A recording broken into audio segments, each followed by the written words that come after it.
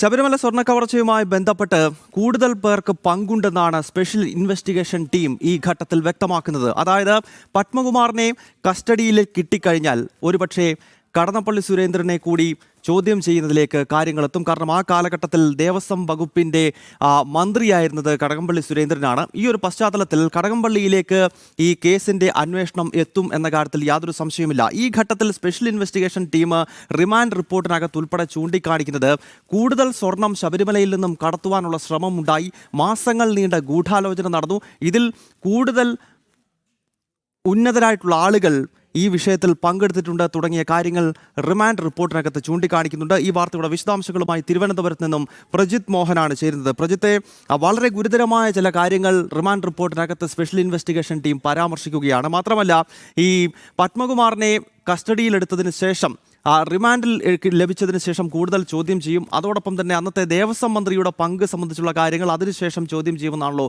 മനസ്സിലാക്കാൻ കഴിയുന്നത്. കൂടുതൽ വിശദാംശങ്ങൾ പറയൂ പ്രജിത്ത്.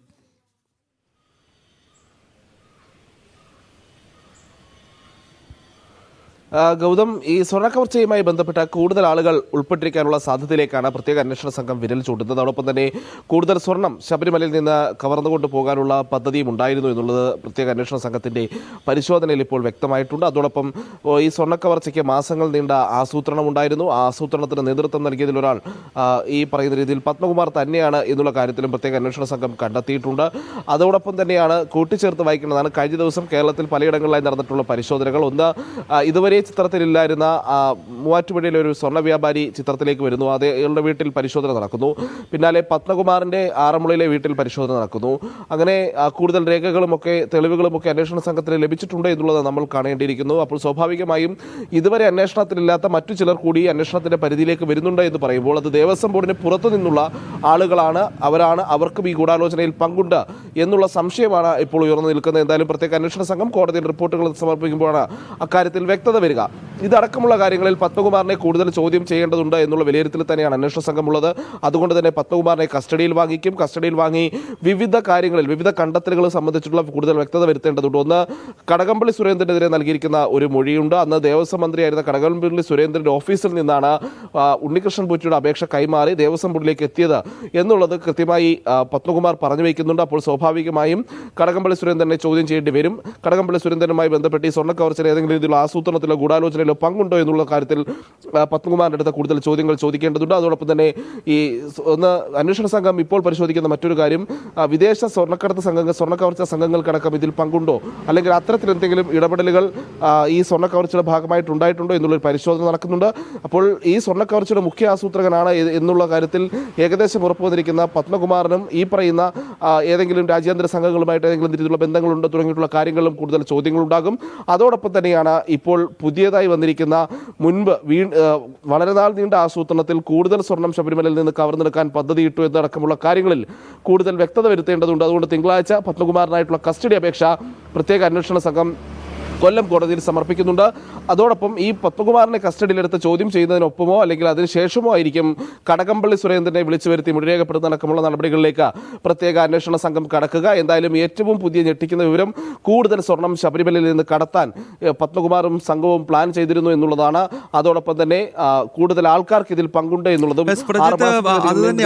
കൂടുതൽ സ്വർണം കടത്താൻ ശ്രമിച്ചു എന്ന് പറയുമ്പോൾ അതിൽ പത്മകുമാറിനെതിരെയുള്ള ഏറ്റവും പ്രധാനപ്പെട്ട മറ്റൊരു ആരോപണം നമുക്കറിയാം, യോഗദണ്ഡും ജപമാലയും അവിടെ നിന്ന് അറ്റകുറ്റപ്പണിക്കായി കൊണ്ടുപോയതുമായി ബന്ധപ്പെട്ടാണ്. അതും പത്മകുമാറിൻ്റെ മകനെയാണ് ഈ യോഗദണ്ഡിൻ്റെയും ജപമാലയുടെയും അറ്റകുറ്റപ്പണികൾ ഏൽപ്പിച്ചത്. അപ്പോൾ അതിലേക്ക് കൂടി SITയുടെ അന്വേഷണം മാറുമോ? കാരണം നിലവിൽ ഈ കട്ടിളപ്പാളി, അതോടൊപ്പം തന്നെ ദ്വാരപാലക ശില്പങ്ങളിലെ സ്വർണ്ണപ്പാളികൾ, ഈ രണ്ട് വിഷയങ്ങൾക്കപ്പുറത്തേക്ക് യോഗദണ്ഡ്, ജപമാല, അതുപോലെ തന്നെ ക്ഷേത്രത്തിന് മുകളിലെ മറ്റു പല വസ്തുക്കൾ, ഇതെല്ലാം പുറത്തേക്ക് പോയി എന്നത് സംബന്ധിച്ചുള്ള വാർത്തകൾ കൂടി ഈ ഘട്ടത്തിൽ വരുന്നുണ്ട്. അപ്പോൾ വളരെ വിശാലമായ ഒരു അന്വേഷണത്തിലേക്ക് SIT പോകുമെന്ന കാര്യത്തിൽ സംശയമില്ലല്ലോ പ്രജിത്ത്?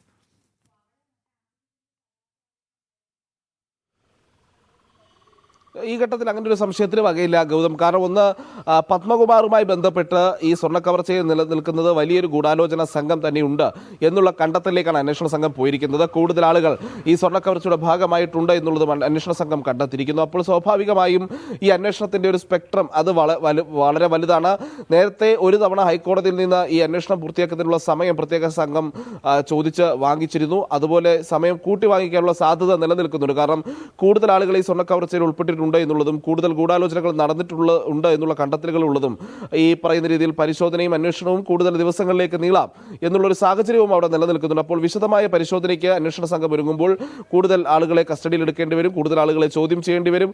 അത്തരം നടപടികളിലേക്ക് അന്വേഷണ സംഘം പോകുമെന്ന് ഉറപ്പാണ്. അതുപോലെ തന്നെയാണ് ഈ ശബരിമലയുമായി ബന്ധപ്പെട്ട യോഗദണ്ഡും രുദ്രാക്ഷമാലയും പുറത്തേക്ക് കടത്തിയ സംഭവവുമായി ബന്ധപ്പെട്ടുള്ള അന്വേഷണവും ഒരുപക്ഷെ ഉടൻ ആരംഭിക്കാനുള്ള സാധ്യതയുണ്ട്. പ്രത്യേകിച്ച് ഇപ്പോൾ 2 കേസുകൾ നിലനിൽക്കുന്നത്. ഒന്ന്, ഈ സ്വർണ്ണ കട്ടിളപ്പാളിയും അതോടൊപ്പം തന്നെ ദ്വാരപാലക ശില്പങ്ങളിലെ പാളികളും കവർന്ന കേസുമായി 2 കേസുകളാണ്. അതിൽ ഈ കട്ടിളപ്പാളി കവർന്ന കേസിലാണ് ഈ ദേവസ്വം ബോർഡ് പ്രസിഡന്റ് അടക്കമുള്ളവർ ഇപ്പോൾ പ്രതികളായിരിക്കുന്നത്. മുൻ ദേവസ്വം ബോർഡ് പ്രസിഡന്റ് അടക്കമുള്ളവർ ഇപ്പോൾ പ്രതികളായിരിക്കുന്നതും അറസ്റ്റിലായിരിക്കുന്ന സാഹചര്യവുമുള്ളത്. അപ്പോൾ രണ്ടാമത്തെ ദ്വാരപാലക ശില്പങ്ങളുടെ കവർച്ചയുമായി ബന്ധപ്പെട്ട കേസുകളിലേക്കും ഒരുപക്ഷെ ഇവരെ പ്രതി ചേർക്കാനുള്ള സാധ്യതയൊക്കെ നിലനിൽക്കുന്നുണ്ട്. അതിനുശേഷമായിരിക്കും കൂടുതൽ സ്വർണം കടത്താൻ ശ്രമിച്ചു എന്നുള്ള കണ്ടെത്തലിൽ വിശദമായ ഒരു പരിശോധന ഉണ്ടാക്കുക. അങ്ങനെ വരികയാണെങ്കിൽ ശബരിമല ശ്രീകോവിലെ വിഗ്രഹത്തോളം തന്നെ പ്രാധാന്യമുള്ള ഭഗവാന്റെ യോഗദണ്ഡും രുദ്രാക്ഷമാലയും പുറത്തേക്ക് കടത്തിയത് സംബന്ധിച്ചുള്ള കൃത്യമായ പരിശോധനയിലേക്കും അന്വേഷണ സംഘത്തിന് പോകേണ്ടി വരും. അതിന് കോടതിയിൽ നിന്ന് പ്രത്യേക നിർദ്ദേശവും ഉണ്ടാകാനുള്ള സാധ്യതയുണ്ട്. പ്രത്യേകിച്ച് കൂടുതൽ സ്വർണം കടത്താൻ ശ്രമം നടന്നിട്ടുണ്ട് എന്നുള്ള റിപ്പോർട്ട് കോടതിയിൽ എത്തുമ്പോൾ കോടതി തന്നെ അതിലൊരു പരിശോധനയ്ക്കുള്ള നിർദ്ദേശം നൽകാനുള്ള എല്ലാ സാഹചര്യവും നിലനിൽക്കുന്നുണ്ട് ഗൗതം.